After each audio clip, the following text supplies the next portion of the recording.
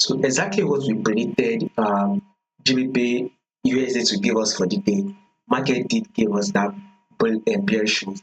I told you guys yesterday. So if you've not watched the analysis we did yesterday on GBP USD, you can go back to the channel, watch it, and confirm the movement. Our prediction was very simple and straightforward. We will be anticipating for a bearish move for the day on our GBP USD.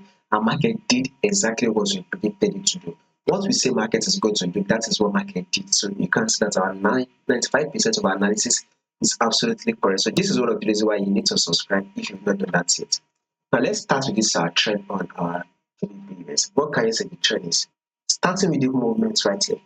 What can you say the trend is? Remember guys, we have three markets move, right? In the markets. One, market is trending to the upside. Two, market is trending to the downside. Three, market is literally ranging.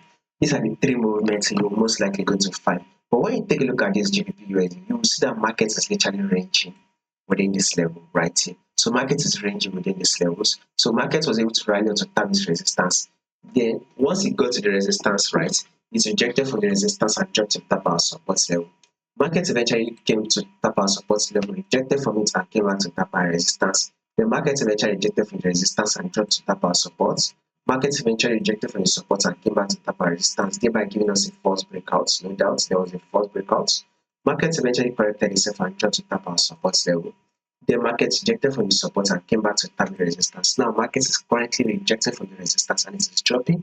So we should expect that drop to continue. The market is able to hit our support level. So a bearish move is what we should be expecting. So that bearish move should continue at GBP USD. We should expect the GBP USD to continue that sell. Now let's do that to our 4-hour time frame right here. So take a look at it right here. So this is it, right? Market did give us a low, and this is the lower high. Market did give us another lower low, and this is the lower high. Right? Market did give us another lower low. So the best time to go for the sell is for market to give a pullback that will form a lower high. Once it gives you a pullback that forms a lower high, then you cannot look to go in for the sell that will form a new lower low. So above all, a bearish move for the day is what you should be expecting.